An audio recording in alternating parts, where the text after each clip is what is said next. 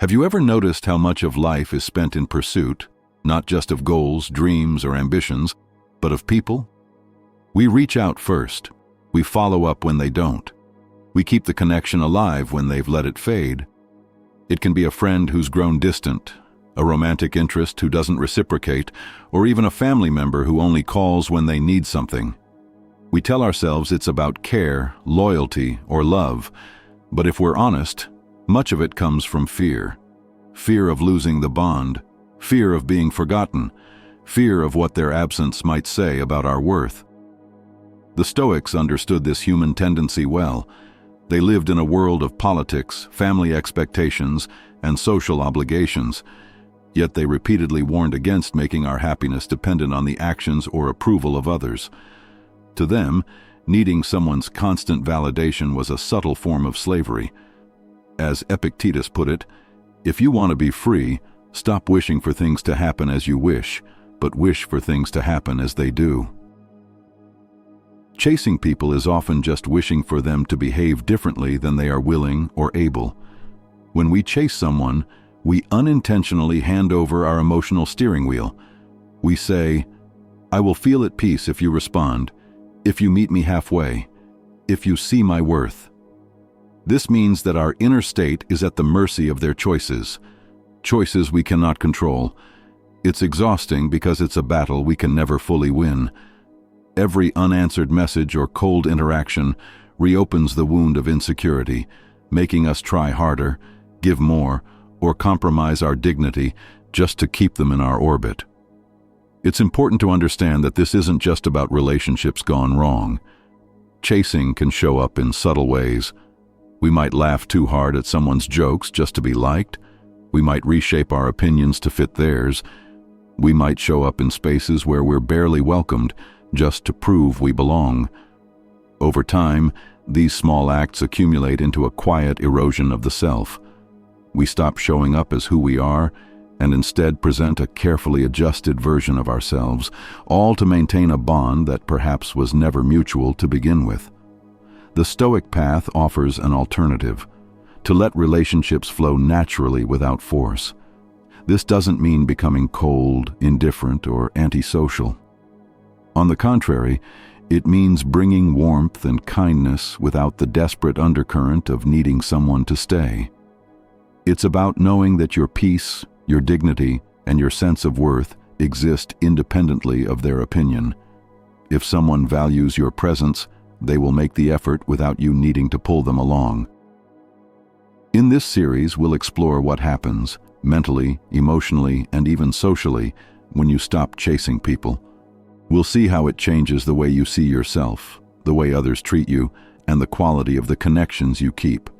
And most importantly, we'll learn how this shift aligns with the timeless wisdom of the Stoics, who understood that true freedom begins the moment we stop running after those who are walking away. 1. The Stoic view on self-worth.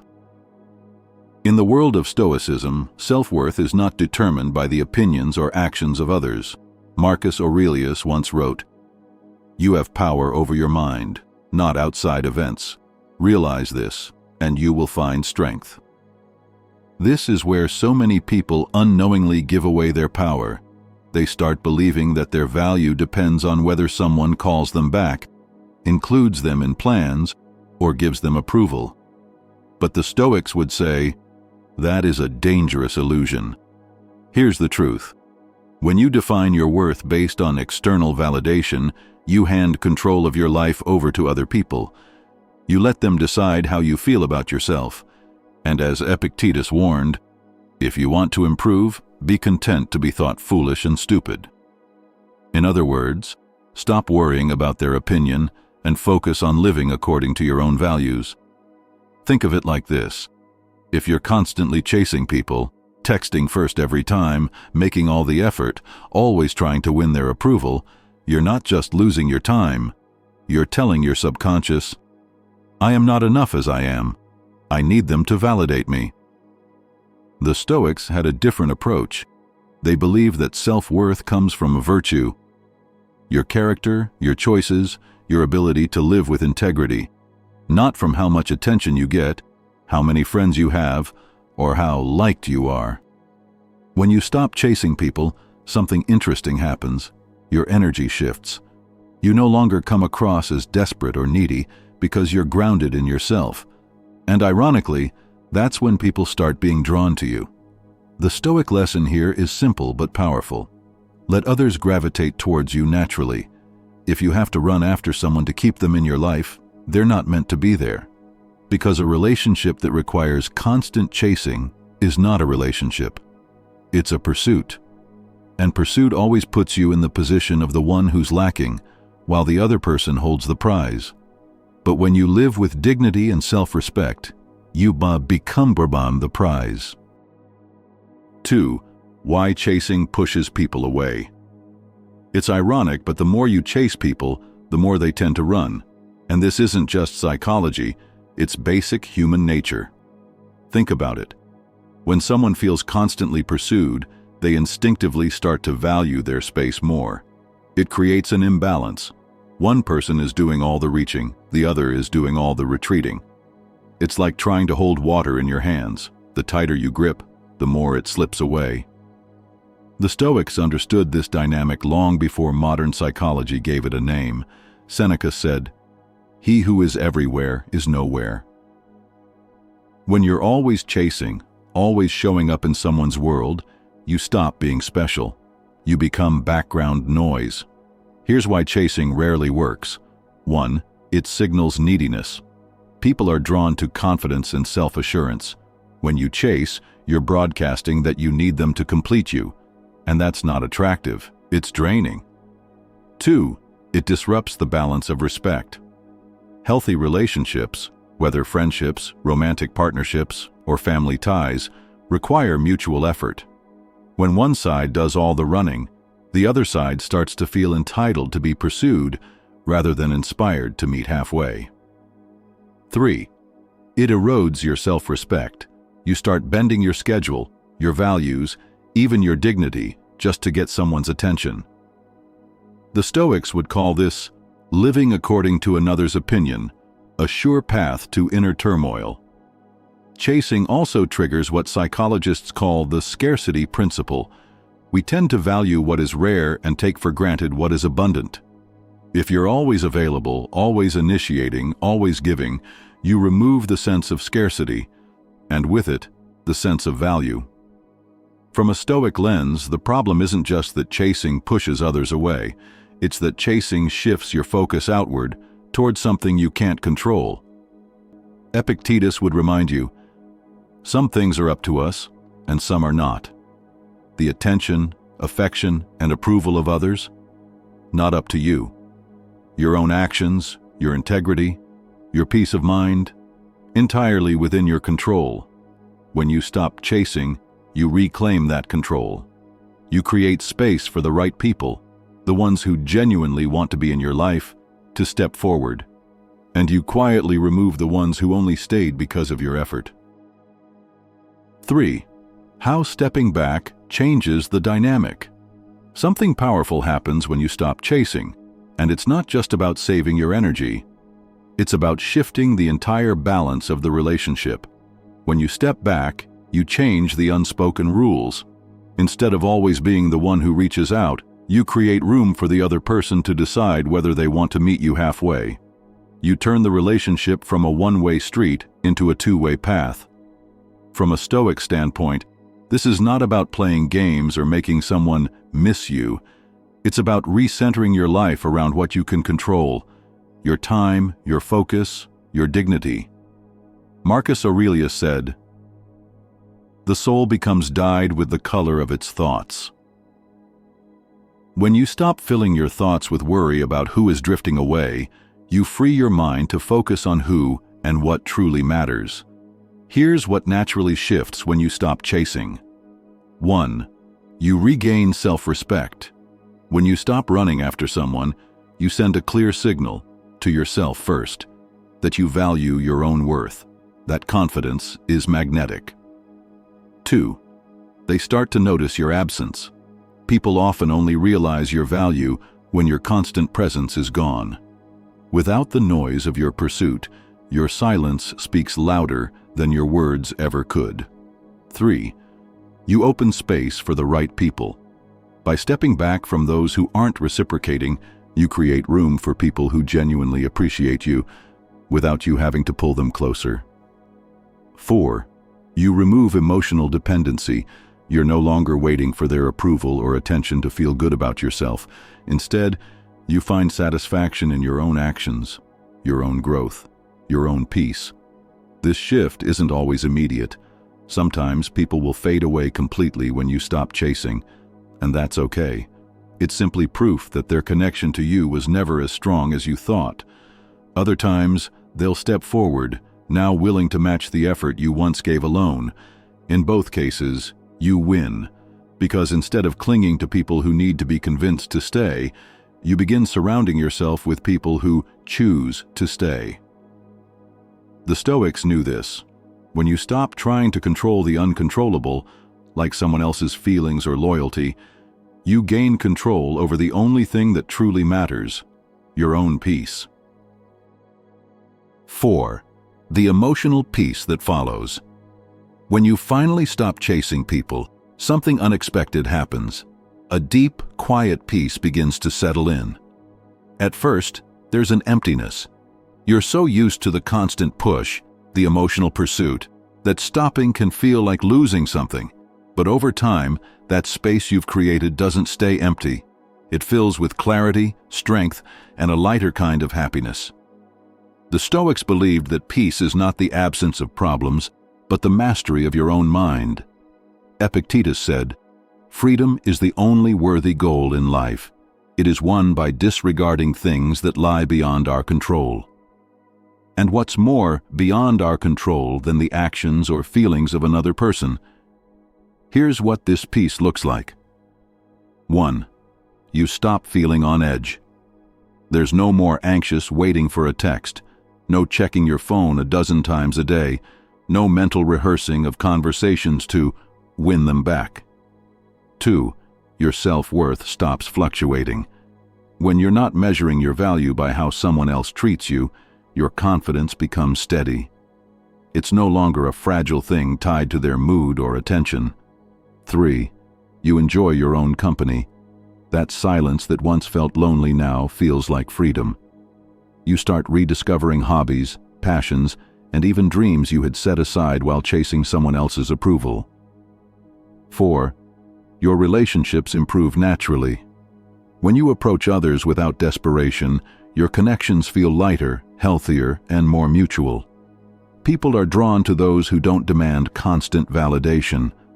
This peace isn't loud or dramatic. It's subtle and steady. It shows up in the mornings when you wake up without that knot in your stomach. It's in the way you can scroll past their social media without a pang of jealousy. It's in the realization that you've stopped imagining what if and started living what is. And perhaps the greatest part, you realize that losing people who don't value you isn't a loss at all. It's a gain of energy, self-respect, and emotional freedom. When you stop chasing, you stop running in circles. And when you stop running in circles, you start walking forward, calmly, purposefully, toward a life that actually belongs to you. 5. When they come back and how to respond. Here's the part no one warns you about. The moment you stop chasing someone, there's a good chance they'll notice, and when they notice, some will come back. It might be a casual text, "Hey, stranger," or a sudden show of interest, liking your posts, asking how you've been, maybe even apologizing for their absence. On the surface, it can feel flattering. After all, you once poured so much energy into winning their attention, and now it's them knocking on your door. But this is a moment where clarity matters more than emotion. The Stoics would tell us to pause before reacting.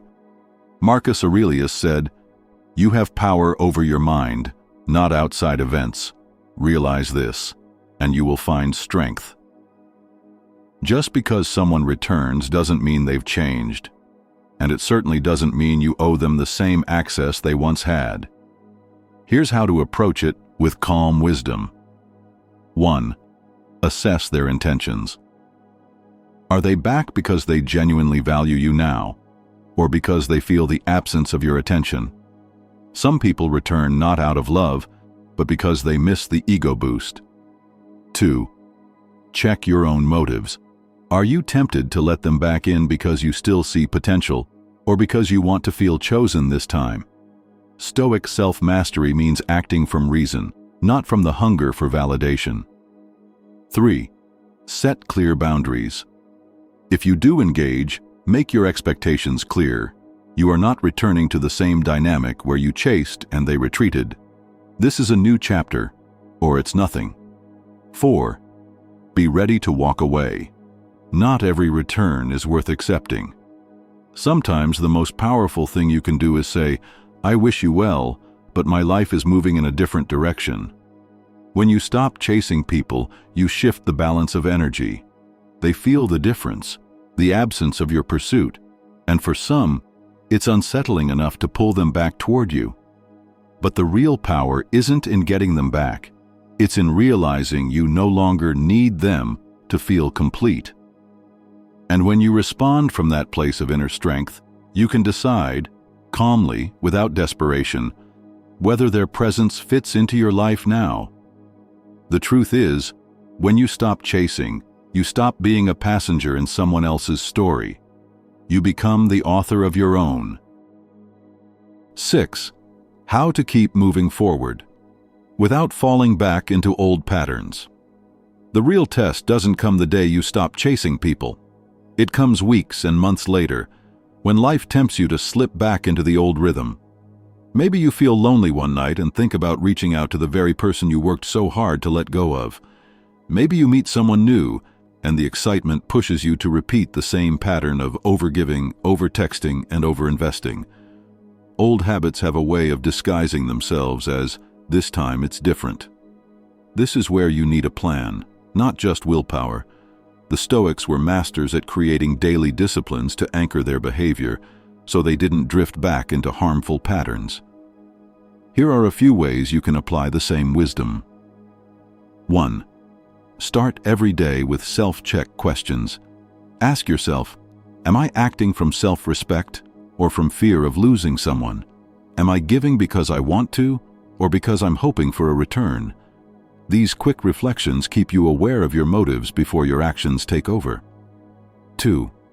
Keep a no-chase journal. Write down moments when you feel the urge to overextend yourself for someone's attention. Note what triggered it: a comment, a social media post, an old memory. By tracking these moments, you take the mystery out of your impulses and start to see patterns you can break. 3. Practice the Stoic view of time. Marcus Aurelius reminded himself daily that life is short and time is precious. Ask yourself, do I want to spend this hour trying to convince someone to value me, or living a life I value? That question alone can save you from pouring months into dead-end pursuits. 4. Build your circle of strength. Surround yourself with people who see your worth without making you chase for it. A strong, supportive environment makes it much harder to slip back into seeking validation from the wrong places. 5. Replace the chase with purpose. Energy is never really lost, it's just redirected. When you stop chasing people, use that freed-up energy to chase personal goals, learn new skills, or invest in your health. As Seneca wrote, "It is not that we have a short time to live, but that we waste much of it." Here's the truth. The urge to chase will still whisper to you from time to time. But if you've built habits of self-reflection, guarded your time, and filled your life with meaning, that whisper will have less and less power. You won't be fighting to win someone anymore. You'll be too busy living a life so full that anyone who wants to join it will have to match your pace, not slow you down. Here is the conclusion. When you stop chasing people, you discover a truth that feels almost like a paradox. The less you cling, the more naturally the right people gravitate toward you. The less you demand, the more others respect your presence. And the less you invest in controlling outcomes, the more peace you find within yourself. The Stoics taught that our energy should be directed toward what is truly ours to command: our thoughts, our values, and our choices. Everything else is on loan from fortune. Other people's loyalty, affection, attention, even their understanding of us. None of these can be taken for granted, and none are truly ours to hold on to. By ceasing to chase, you're not declaring that people don't matter to you. You're declaring that your self-worth does not depend on them. You're choosing to walk in the world with dignity, offering kindness without expecting a return, loving without grasping, giving without keeping score. This doesn't make you cold, it makes you free. The irony is that when you no longer run after others, you become the kind of person others seek out. You move with a quiet confidence, a grounded presence that signals you're content in your own skin. People can feel that, and they are drawn to it. Not because you've manipulated them, but because you've mastered yourself. Marcus Aurelius wrote, "The happiness of your life depends upon the quality of your thoughts." When you stop chasing, you stop giving other people the keys to your happiness. You place them back where they belong, in your own hands. And with that, you can live fully, love deeply, and walk away peacefully when it's time. In the end, stopping the chase is not about rejection. It's about alignment. It's about letting the wrong things fall away so the right things, the people, the opportunities, the relationships, can find you without force. That is the Stoic way, to live with open hands, a strong heart, and a mind unshaken by what it cannot hold. Because when you master this, you realize you were never truly losing anyone. You were only ever finding yourself.